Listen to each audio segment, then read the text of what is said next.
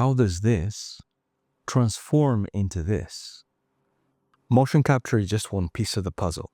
Today, we're taking a step back to look at the whole production pipeline, showing you how mocap moves from studio to your game and how to make that process as smooth as possible. Now, let's talk about the role of mocap in game development. There's 3 stages to mocap in game development, the way I see it, and normally you have pre-production, production, and post-production. Now, let's break these down a little further so you understand a bit better about what I mean. Pre-production normally is to do with thinking about what exactly are you going to capture. This is super important.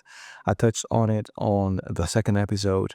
And the idea here is that the more time you spend planning your mocap, thinking about your mocap and what you're going to do when you start shooting your mocap, the better you're going to have the end products of your motion capture. And this goes at all levels. It doesn't matter if you are an indie actually thinking about capturing mocap or if you are a AAA studio. It's specifically even more important for AAA studios to plan really well. So why is this super important? Mocap shoots, specifically for the ones that actually cost a lot of money, the ones that happen in a mocap volume with actors. Sometimes you have Hollywood actors come into your studio to actually give you that performance. They cost a lot of money, so much money. So because of this, you really have to take a beat to plan exactly what you want to shoot, because when you are on that volume, on that stage recording the mocap, you need to make sure that you understand what you're capturing at any one moment. So having an Excel sheet that basically gives you a breakdown of exactly what's going to happen is super important. In a second here, I'll show you exactly how that might look. Now, production is where you actually capture the mocap and you refine your mocap as well. So this is the process of actually going to the mocap studio, shooting some stuff, coming back, seeing the end result, cleaning it up, adding it to the game, and then going back to the beginning again. This happens multiple times over game development, and it's always wise, especially if you start working with a brand new mocap studio, that you actually do at least one test shoot for a day and then capture as much as you can, see how the data is delivered, see how long it takes for the data to be delivered. That's another thing that people don't think about very much. And then clean it up with your animators or you as an animator, implement it in game, and then see how much time it takes, because all of these factors matter. But the one factor that you're going to have all throughout, that you're going to keep hearing all the time, especially as a lead, especially as a director, is time. Like, how much time does this take, and how much more time can we actually shave off and, implement and make better? So you, by doing a one test shoot, means that you know how much time it takes. And this is a really good process and thing to get used to, because even as an indie developer, even if you have your own suit, even if you're shooting mocap by yourself, understanding how much time it takes for you to basically go from capturing the data to implementing the data into your Maya, like importing the data and then cleaning the data, it's actually super important for you to then get to the end of like, okay, so this animation took me this long to clean up, and therefore I know that, it's actually okay, right? So this is why you need to get to the bottom of exactly how long things take. So that is production. Now, post-production is integrating and polishing animations. So post-production is the point afterwards, right? So basically you're already set in the studio that you're going to capture or the method that you're going to use to capture, and therefore you're good to go. You're off to the races. You know how long things take. You know what the planning and shooting and receiving looks like and how the final assets are going to look like. So now it's all about quantity, volume, and basically capturing a bunch of stuff, right? So now you're actually rolling. You're off to the races. You're good. You know you're stable. You just know that you have to actually speak with designers. You need to speak with your game director to find out what exactly does this game need, given your 2 cents about how can you make animations better, then go off, capture it, and just keep going that way. So those are the 3 roles that mocap plays in game development, and this is how you go through it as you actually kind of like start thinking about mocap right from the beginning. So let's talk about integrating motion capture into your animation workflow. In the previous module, we talked about the cleaning and the importing of motion capture. Really, really important. So I won't go through those on this one, but I didn't touch on exporting motion capture into an engine because that is the last step before you go into Unreal. And I'd like to touch upon it now. So here we have basically that animation that we made.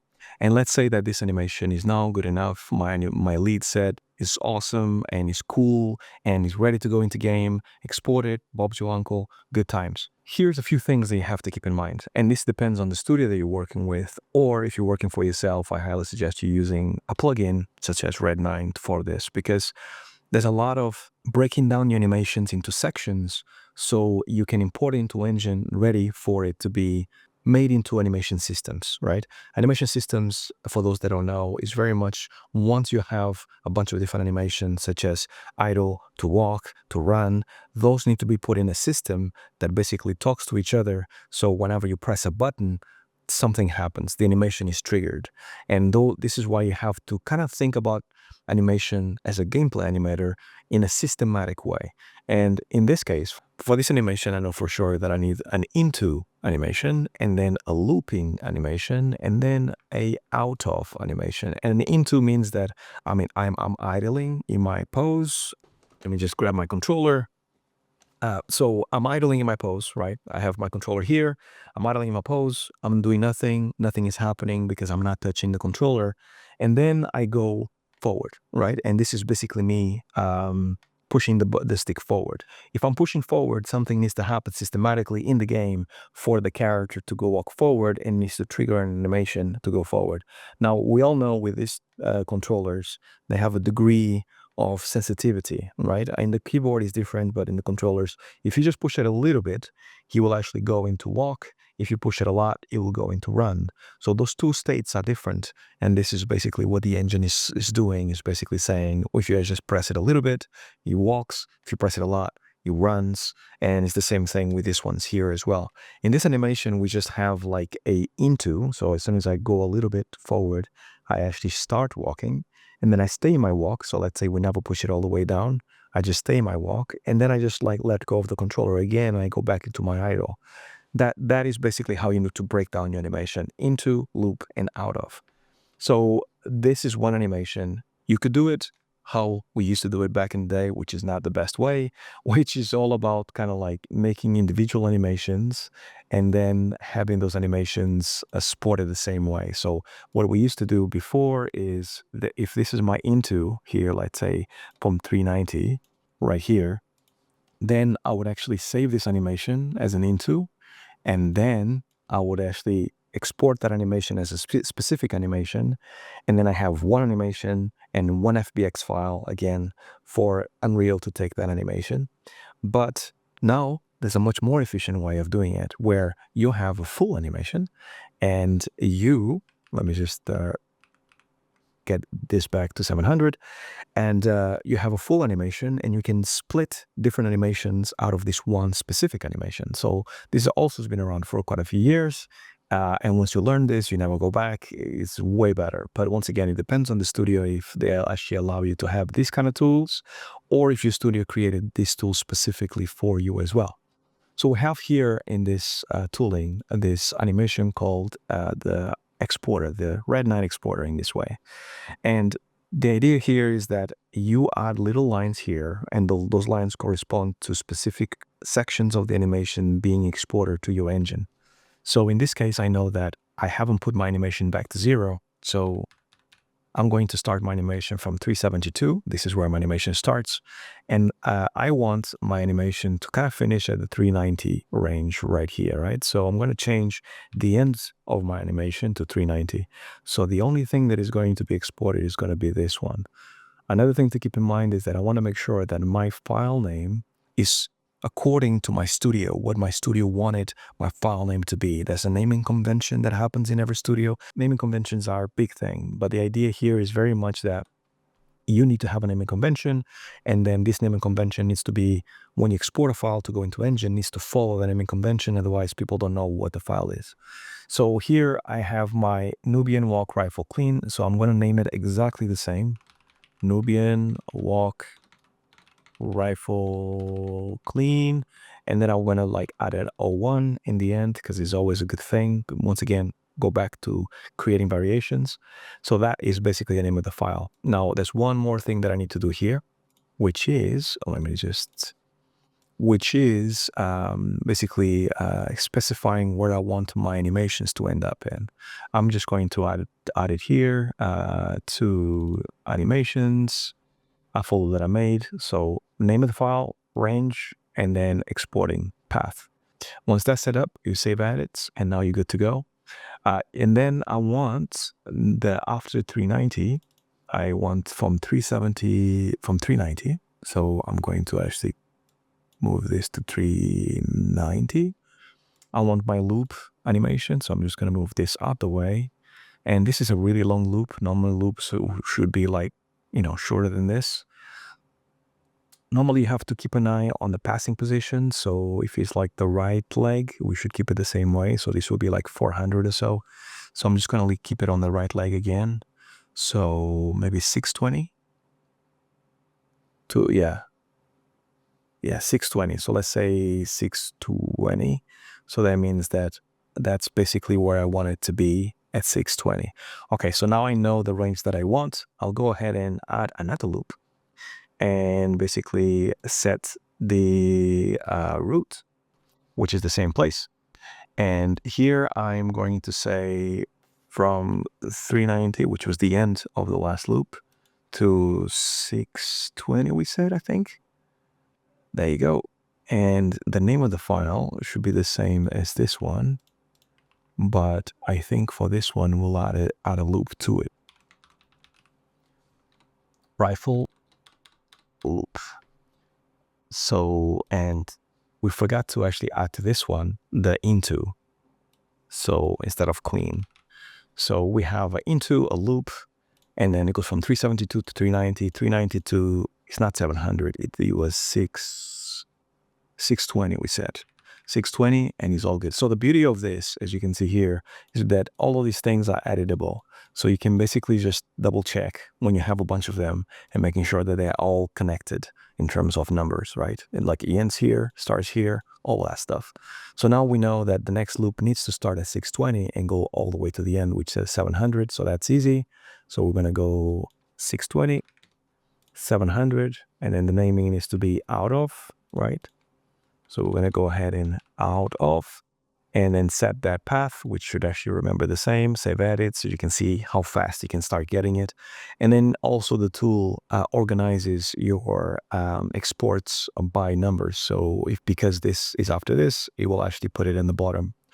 Now there's a few more things that you can do with this tool, which is really, really cool, such as you can basically go ahead and if you, so here, so in this part here, you can basically just get to the beginnings and ends of all the loops, and it changes your timeline to showcase exactly what the loop is, which is really useful.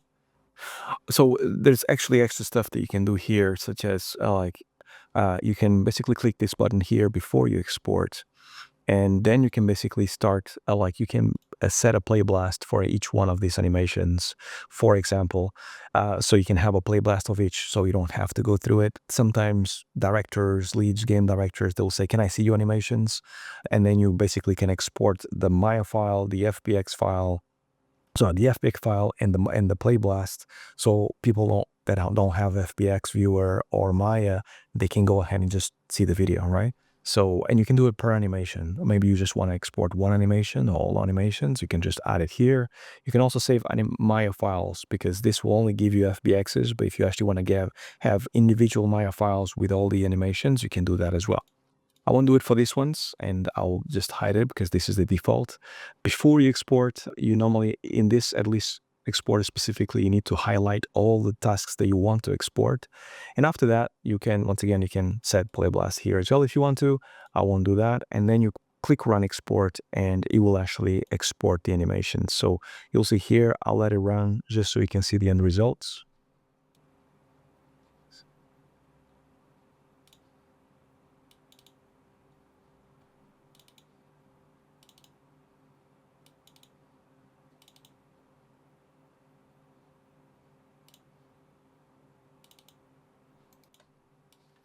we can see here the files that he exported now that he finished all of the FBX export. So very clean, just the FBX. If I had clicked the play blast or any of the other stuff, it will actually export that with exactly the same names.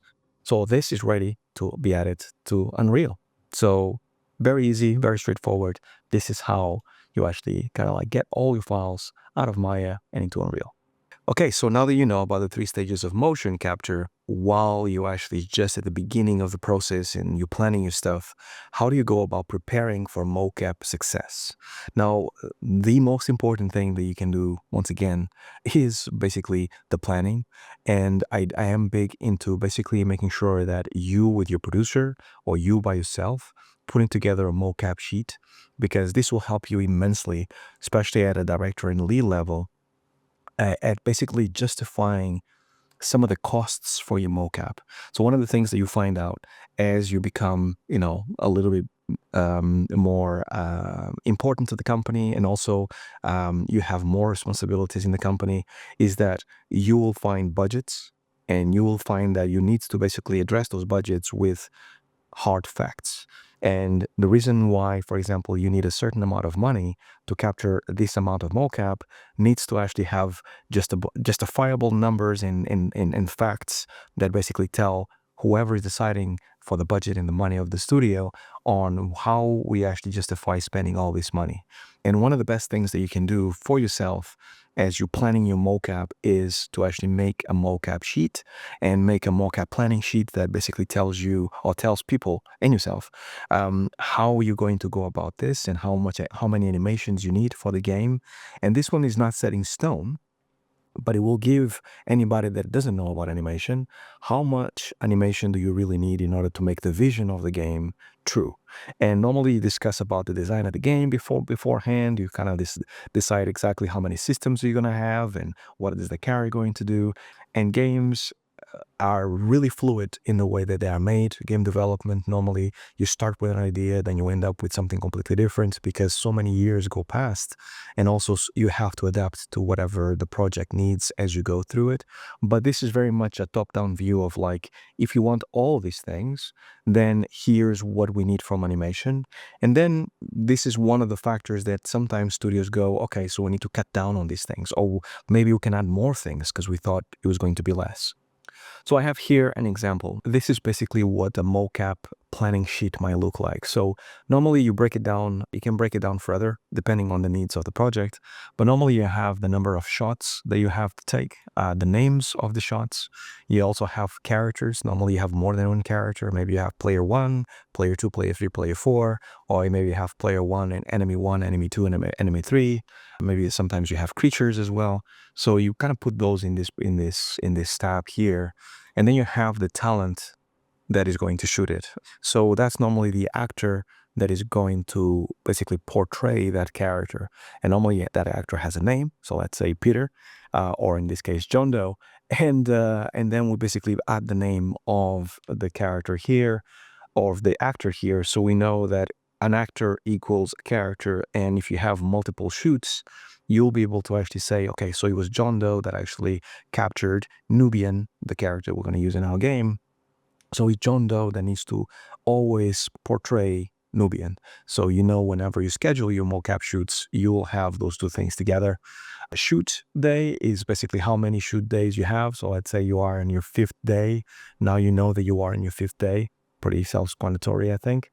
Time codes, this is really useful for mocap studios, but also for you as an animator, because there is tooling out there, and Red9 has those tools that you can import your mocap, and basically based on the time codes in and outs, you have your timeline automatically set.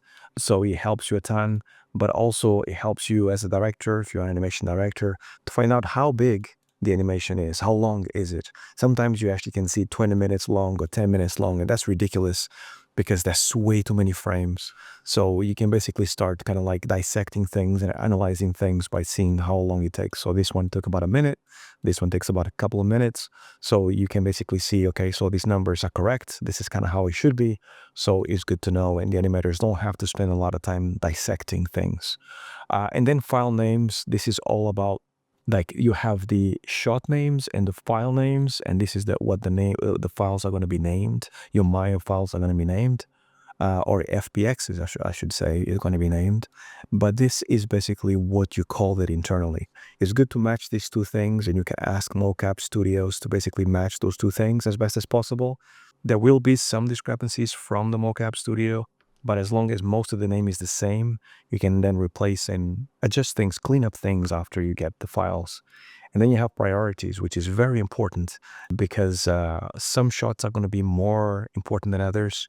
And on the day, you as a director, animation director, you as the person that needs to lead the mocap shoot, you need to know what is more important because you need to make a lot of executive decisions on the day on what needs to be captured. And then you're going to get to the end of the day, let's say just one day shoot, you're going to get to the end of the day, the last hour, the last couple of hours, you realize that maybe you don't have a lot of time to capture some of the low priority stuff, then you just focus on the high priority. And you thinking about what's high, what's mid, what's low beforehand helps you a ton to then basically let's go through all the reds, let's go through all the greens. Sometimes it's the opposite. Sometimes you actually have more time than you expected, and you still have about an hour or two, and you're like, you know what, let's shoot all the low priorities because I thought we couldn't have enough variations, so let's do it. You also have this 1, 2, 3, 4, 5. Those are normally variations of the same move. This is because games need a lot of animation variation to make sure that the character is not stale. So having 1, 2, 3, 4, 5 helps you a ton because it means that, it's the same animation, but it's a different variation of the animation. So it helps you out. You don't have to give it another name. You just can put another number. You're good to go. And then the status, capture, not capture, this is up to you, live, not live. It can be a number of things. ETA is like, when you expect the studio to basically deliver your data, or it could be something else specific to you. And then this is if the mocap studio has any notes. Sometimes when you're capturing mocap, you actually have a lot of things such as maybe you as a director or you as the person kind of like directing the shoot, preferred shot number 2 or preferred place number 5, or prefer the character in the left instead of the right. Things like that basically you would understand, the studio understands, but if you're not there in the moment, nobody else would understand. But when it comes to selecting your mocap, having those notes helps your time to be like, oh, I remember now on the day we said it was the character sitting on the left chair that actually did the better performance, so we want that one, for example, right? And then this is personal notes. This is the notes that you want to do specifically as director of the mocap shoot that allows you to have a lot of things that basically, you want to have. This is for you, personal notes for you, basically. So this is basically what we have here for the mocap, shot list. But there's a few more things that you have to keep in mind when it comes to your, preparing for motion capture. Other things that you need to do is before you shoot, you need to make sure that you have to send characters, rigs, props, anything that you actually want for the studio to have, and you need to have those ready. And that happens both when you go to a mocap studio, or if you're an indie dev, you need to make sure that you have those things ready before you shoot your mocap, right? Because those are some of the things that normally take a lot of time. So if you think that you're just going to go and capture your body and do this, and this is my weapon, and I can figure it out later, what you realize is that then you don't know what the grip of the weapon looks like. How big is the weapon? You figure out that if you have gloves with fingers, that if you actually have the proper dimensions of the weapon that matches one-to-one with the game, you're saving yourself so much time because it means that the animators don't have to really animate the hands. They have to just tweak them to make sure that perhaps some intersection here and there. But you get a lot of secondary motion, right? Especially if you have like super solid finger motion. So those are some of the things that you have to think about. Also, the mocap studio will ask you about any props that you need, external props such as ramps or anything that the character might actually go through. You need to think about those, you need to give them those, and you need to give them dimensions. So that's going to be a lot of prep that you're going to have to do. And normally those things kind of like need to be delivered at least a week before. And the reason why is because they have to build a lot of stuff. So the mocap studio would have to, if you have, let's say, a pistol and a rifle, right? And you give the dimensions of the pistol and the rifle, they need to build whatever it needs to to be, like the pistol and the rifle, to the dimensions that you specified. So whenever they capture that pistol and that rifle, it looks and feels and is weighted the exact same way. Same thing for, I don't know, let's say a ramp. It has a specific angle in your game because you have world metrics. You need to basically, you already set up the metrics with art in your game and everything is cool, and you realize that your ramps are not at 45 degrees, they are 25 degrees for whatever reason. Then you have to tell the studio, the mocap studio, that your ramp is at 25 degrees, is not 45 degrees. So they have to build that ramp that perhaps they don't have at specifically 25. So when the character walks up that ramp, is spot on, and you can import that data and is good to go, right?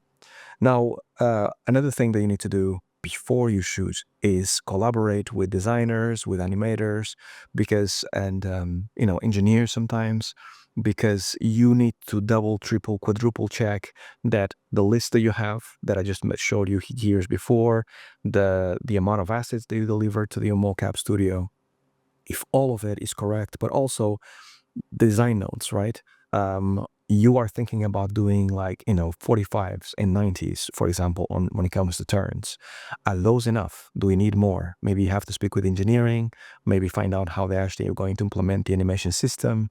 Things like that help you a ton to make sure that what you have is solid, and other departments are also, like, assured that what you're going to capture is what we need for the game. Sometimes I had times, not for me, but I saw others capturing things because they are the directors, therefore they know best, and therefore they actually decide to just go off and just shoot whatever they need, only to find out when you receive the data that this was not as designed. So you just lost a bunch of money. You basically shot, and now you have to go and reshoot those things to make sure that it fits the design of the game. So you can start to see why you need to double check, triple check, plan things correctly so you don't waste anybody's time and you don't lose a bunch of time and money on things that perhaps you are unsure about. Now, lastly, I want to talk about the common pitfalls and how to avoid them, because there is a lot of stuff that happens all the time. Now, if you have a good lead, a good director, a good person overseeing the animation department that has a lot of experience, a lot of these things would not affect you as an animator. If you are an indie developer that doesn't have a lot of experience, unfortunately, these are some of the things that you have to go through in order to learn from, or hopefully you will miss them. But they happen all the time, and the more times you go through it, the more you're quick to pick them up. So the very first one that happens a lot is, like, mismatched file formats when it comes to motion capture, because you got motion capture from different sources. The more you can get to the bottom of what exactly you're going to use for your project and then keep it consistent throughout the project, the easier you make it, because it means that at some point in the project, you will have to go back to the files that you got on the first shoot 2 years ago. And because you have one animation or a few animations that were so good, and no matter how many times you tried different things, those animations are the animations that the game director wants. And if you have mismatched files from different formats and all kinds of stuff, it becomes so complicated to have to retarget and rework the motion. And half of the time, most of the time, when you try to do that kind of stuff, you end up with very dirty motion and things don't really work out really well. I had a couple of examples that happened to me where, even though the game in the beginning looked way better than it looked towards the end, the director was like, why doesn't it look exactly the same? It looks similar, but it's not the same. It used to look better before. And most of the time that it happens is because you have to then explain the technical issues that happen in between what it used to be and what it is now, and why now is better, but now before you had, like, it gets really complicated. So in order to avoid all that headache, make sure that you have one file format that you're happy with. If it's FBX, great. And also if you use Maya, great. So you can start to see Unreal, great. So, and then you stick with it as much as you possibly can. Now, another thing that happens all the time as well is over-reliance on raw mocap. So what do I mean by that? Studios in the beginning, in the pre-production section, they have a tendency to rely on raw mocap, mainly because it's the fastest way to get it. And then there's a lot of people in the industry that believe that raw mocap, is good as is, and they don't really need a lot of input from animation, and they get sometimes frustrated with the fact that it takes time of the animator to actually go through the mocap data to put it in game. Because the way they see it is that we spend all this money shooting mocap, so why is it taking so long to then now put it in game? Just put it in game raw. And sometimes they don't have the patience, so you end up putting it in the game raw, and even though you explain we need to go back to this at some point and clean it up because this is not good enough, they don't really get it. So what ends up happening is that you become over-reliant on raw mocap, and what this does is a bunch of different issues. So it's like the worst case scenario because things don't blend correctly, poses don't match, you have to change idles left, right, and center. Changing idles of anything in games takes a lot of time and a lot of effort from everybody in the animation team. And then later on, they don't understand why it's taking even longer than it would have took if you just had cleaned the animations from the get-go. So make sure you're not over-relying on raw mocap data and you clean your data, because if you spend that time on Maya or Motion Builder, really making sure that the raw asset is super clean and super appealing, the end game is going to make so much better. There's no animation systems and there's no technical stuff that the engine can do that will actually auto-solve everything. If you just add a lots of raw mocap, what you end up with is that at some point in the process, you will have to go back and just clean up those assets because there's no way around it. And the last thing about pitfalls, common pitfalls, is inefficient workflows. Setting up workflows at the beginning of the project ends up being the most powerful tool you have. And this is within the department and also between departments, because you're going to have adjacent departments. A lot of the time for animation is going to be audio, engineering, art. You're going to be surrounded by a bunch of them. And you need to make sure that the assets get to them in a clean way, in a way that makes sense, that they can actually read the files, know the naming conventions and stuff. But also making sure that internally you can process the data as quickly as possible. As I mentioned before, you hear certain people becoming slightly cranky sometimes about taking too long, right? So you need to make sure that those processes are efficient. So those workflows are efficient, from getting that mocap to then cleaning that mocap to put it in game, to make sure that everything is clicking when it comes to the posing, when it comes to the animations, when it comes to walking straight. All of those things need to kind of work and click really well. And it should be that the more time you're in the project, the better they click and the better they work. Unfortunately, in a lot of projects, you might start really well, but things get really confusing halfway through the project, and then by the end of the project, the workflows are worse than they were in the beginning. So you need to protect that workflow with like everything that you can, especially as a lead, as a director, because those workflows are going to be the ones that are going to make your department look really good for everybody.